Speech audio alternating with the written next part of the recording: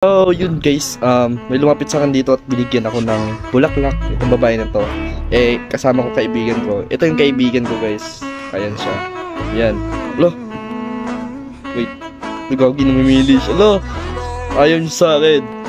Charis. Nagagi, dalawa. Namimili siya. Ayaw ng kaibigan ko. Yun.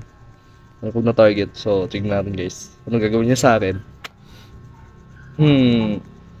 Wait, nandito tayo sa number 24. Sa 17 kasi, tawag doon, daming Tagalog doon. Kaya doon ako. Wait, anong gagawin niya sa akin? Ano to, wait. No, tatalon muna ako. Yan. Gagi. If I woke up without you, I don't know what I would do. Thought I could be single forever till I met you. We usually don't be falling Valentine.